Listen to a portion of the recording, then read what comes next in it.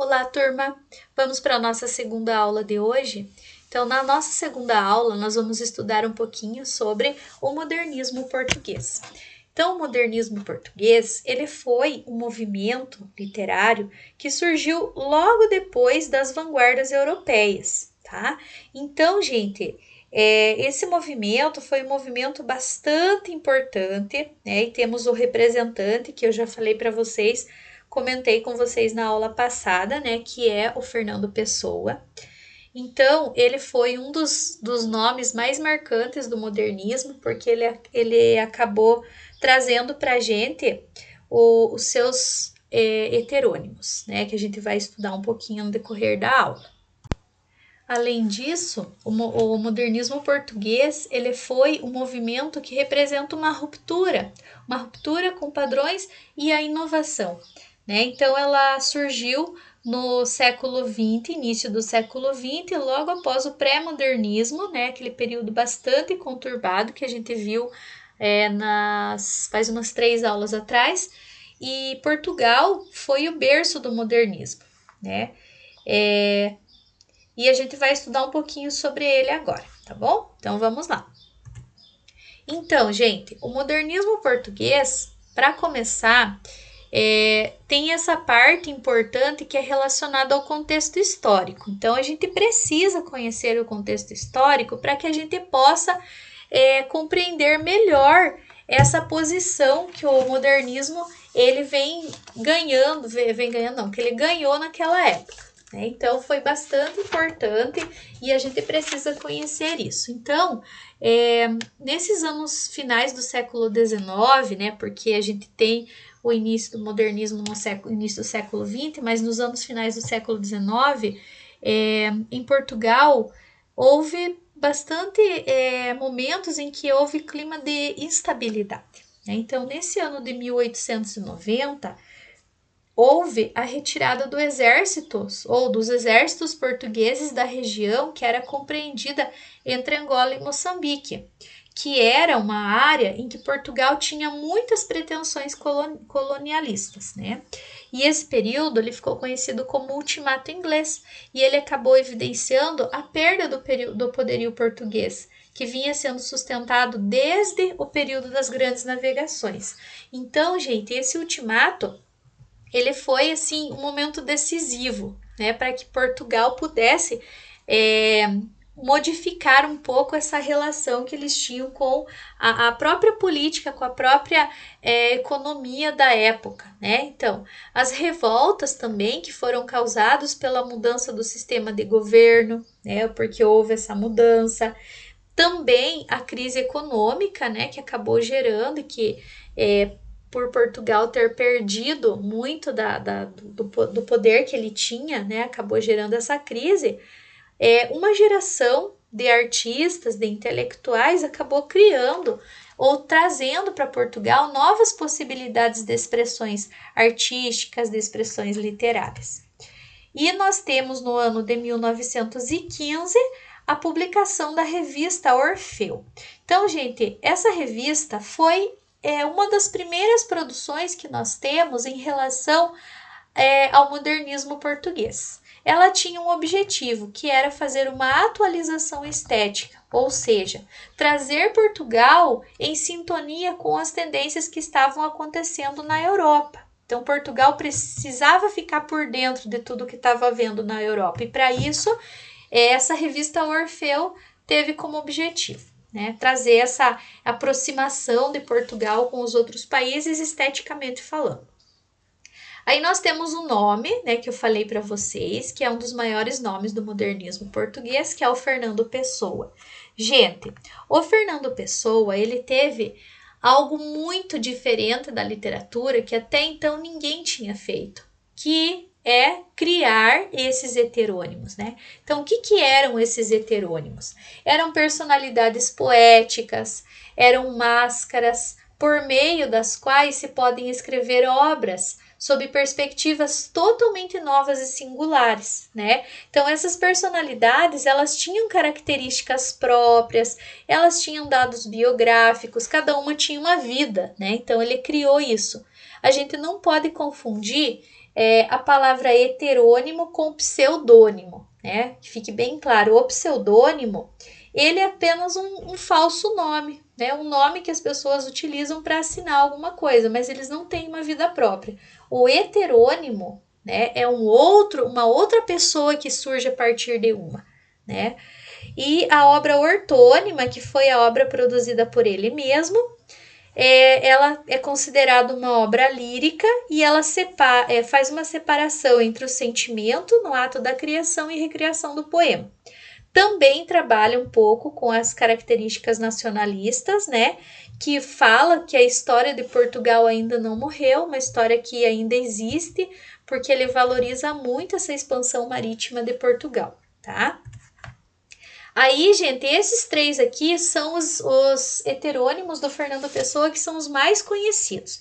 Então, o primeiro deles, o Alberto Caeiro, a gente já viu um pouquinho sobre eles na aula passada, nos exercícios. Ele era um homem simples, ele tinha muito contato com a natureza. E por causa disso, a linguagem dele também era simples. Era uma linguagem simples, era uma linguagem direta, né?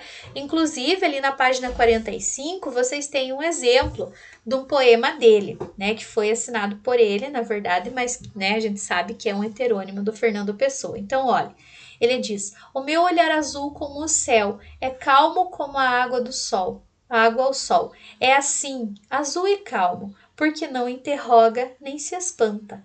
Se eu interrogasse e me espantasse, não nasciam flores novas nos prados, nem mudaria qualquer coisa no sol no modo e ele ficar mais belo. Mesmo se nascessem flores novas no prado, e se o sol mudasse para mais belo, eu sentiria menos flores no prado e achava mais feio o sol, porque tudo é como é, assim é o que é. E eu aceito, e nem agradeço, para não parecer que penso nisso. Então vejam, gente, é uma linguagem direta, uma linguagem simples, traz a relação do homem com a natureza. O segundo heterônimo é o Álvaro de Campos, né? Então ele tem uma relação bastante próxima com o momento histórico do modernismo português. E ele traz em si um conhecimento bem avançado sobre as indústrias, sobre a tecnologia e também sobre uma inadaptação ao ambiente urbano, né? Então, o ambiente urbano, ele é muito cheio de coisas, né? Ele era o heterônimo que mantinha uma relação mais próxima com esse avanço, né? Então, existe uma alternância entre esses trechos do poema dele, muito enérgicos, também turbulentos, como se a poesia ela pudesse expressar literariamente uma agitação veloz, né? Então, essa é a característica que ele põe na poesia dele. Então, vocês também têm um exemplo dela ali na página 46, quando ele diz: não quero nada, já disse que não quero nada, não me venham com conclusões, a única conclusão é morrer, não me tragam estéticas, não me falem em moral, tirem-me daqui a metafísica, não me apregoem sistemas completos, não me enfilerem conquistas das ciências, meu Deus, das ciências, das artes, da civilização moderna. E assim vai. Então, a forma como ele coloca, né, as palavras ali, elas são meio que abruptas às vezes, então isso é para mostrar essa ideia de movimento. O Ricardo Reis, ele era médico, né, o heterônimo dele, também defendia a monarquia e uma característica diferente dos outros dois, ele morava no Brasil. E por ele morar no Brasil, ele teve bastante proximidade com a tradição do país. E também trazia nas suas poesias uma referência mitológica, no caso a musa, né, que era a Lídia, que ele acabou utilizando nas suas poesias. Eu tenho um exemplo aqui para vocês. Também vocês encontram lá na página 47. Uns com os olhos postos no passado, veem o que não veem outros fitos. Os meus olhos no futuro veem o que não pode ver-se. Porque tão longe ir por o que está perto, a segurança nossa, este é o dia, esta é a hora, este é o momento, isto é que somos, e é tudo. Perene flui a interminável hora, que nos confessa nulos no momento austo. em que vivemos, morremos. Colhe o dia porque azile. Né? Então, a gente tem ali um exemplo do poema dele. E tem também, né, falando do Fernando Pessoa, ele por ele mesmo, né? Ele teve um conjunto assim bastante pequeno, mas também importante da sua poesia lírica, que acaba tratando o processo de criação literária. Um de seus poemas é muito conhecido e propõe uma separação entre o sentimento no ato da criação escrita do poema e o sentimento no ato da recriação do poema para a leitura, que é esse daqui. O poeta é um fingidor, finge tão completamente que chega a fingir que a dor que deveras sente. E os que leem o que escreve, na dor lida sentem bem, não as duas que ele teve, mas só as que ele não tem. E assim, nas calhas de roda, gira a entreter a razão, esse comboio de cordas que se chama coração. Então, esse é a obra, é um exemplo da obra ortônima do Fernando Pessoa. Aí, gente, deixando um pouquinho de lado o modernismo em Portugal, a gente vai ver um pouquinho sobre a Semana de Arte Moderna, né, que foi um dos marcos para poder introduzir o modernismo aqui no Brasil. Então, gente, São Paulo era, naquela época, o centro do movimento modernista no Brasil. Por que ele foi escolhido a dedo para ser esse centro do movimento? Porque era o lugar que representava um desenvolvimento bastante grande. Por quê? Porque existia uma passagem de um paradigma tradicional para uma perspectiva inovadora. E São Paulo, naquela época, ele trouxe o quê? Muitas pessoas viviam nessa cidade, né? Muitas pessoas. Então, com a vinda, né? Por exemplo, tinha 35 mil habitantes nessa cidade. Com o surto migratório, em 1883, passou que tinha 35 mil habitantes em 1883, em 1920 para 500 mil. Então vejam, gente, essa busca por uma vida diferente, né? Ela acabou fazendo com que São Paulo fosse eleita para ser o centro desse movimento. Então nós temos alguns antecedentes que acabaram levando ao surgimento da Semana de Arte Moderna. Primeiro, liberdade para a percepção de notícias da Europa sobre os movimentos de vanguarda.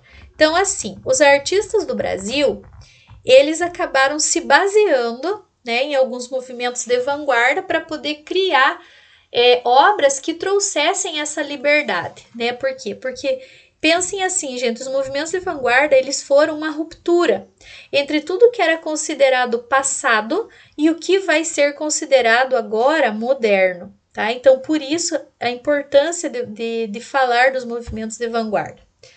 Então, São Paulo era o apogeu da parte cultural, da parte política, da parte econômica, aplicação dos ganhos na indústria. Então, como o café começou a deixar de ser tão rentável, né? O que aconteceu? As pessoas que tinham dinheiro, elas acabaram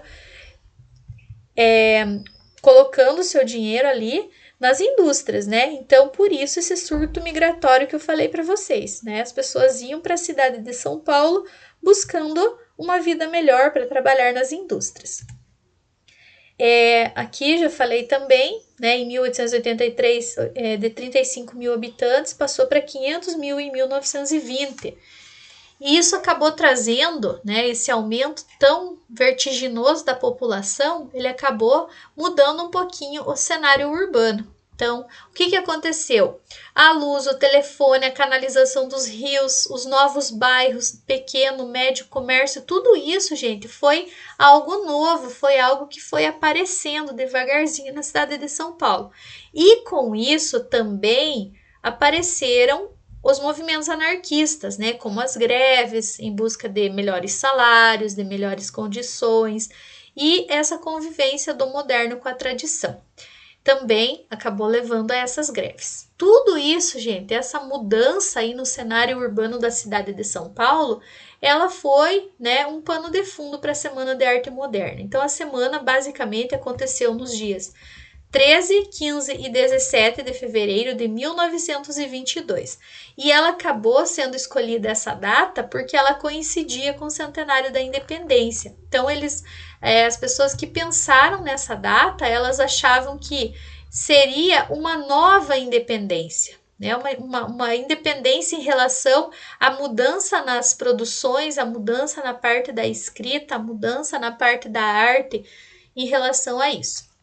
Então, nós temos vários autores, né, que foram autores que marcaram a Semana de Arte Moderna, como Mário de Andrade, Oswald de Andrade, Victor Becheré, Plínio Salgado, Anita Malfatti, Menotti Del Picchia, Guilherme de Almeida, Sérgio Millet, Heitor Villa-Lobos, Tácito de Almeida, Di Cavalcanti, entre outros.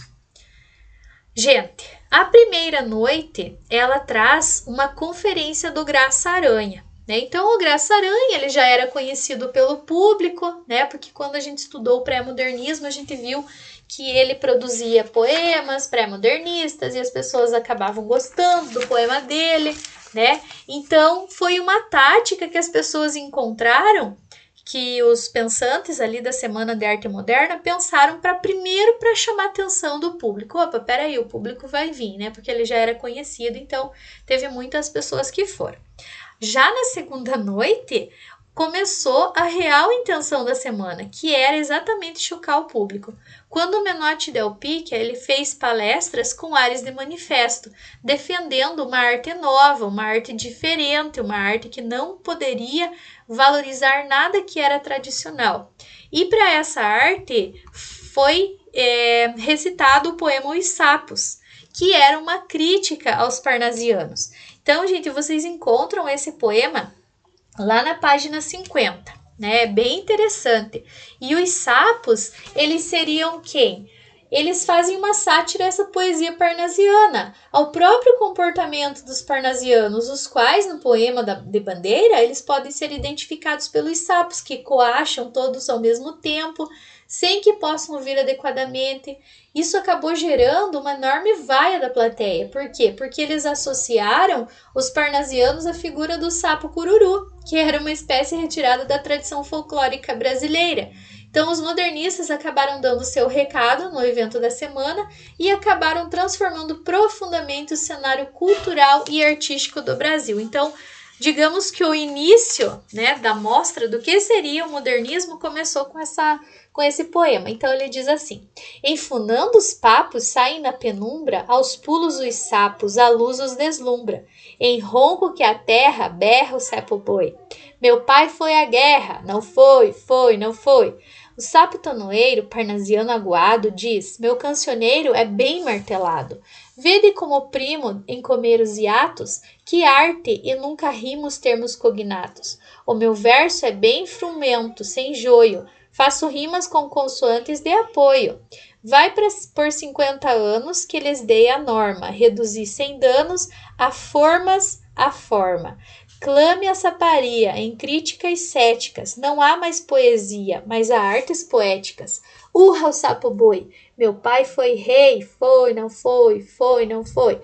Brada em um assomo o sapo tanoeiro, a grande arte é como lavor de joalheiro, ou bem de estatutário, tanto quanto é belo, tudo quanto é vário, canta no martelo. Outros sapos pipas, um mal em si cabe, falam pelas tripas. Sei, não sabe, sabe.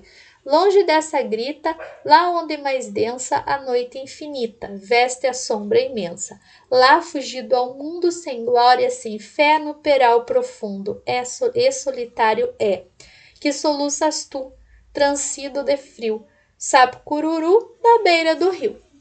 Então, gente, essa crítica foi uma crítica bastante pesada, principalmente aos parnasianos que pregavam naquela época o ideal de arte pela arte e tudo mais.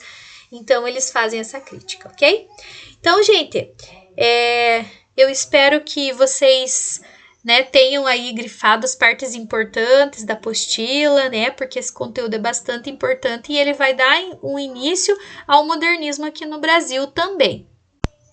Então, gente, quero, né, deixar aí o meu carinho por vocês, né, um abraço para todos, fiquem com Deus e até a próxima.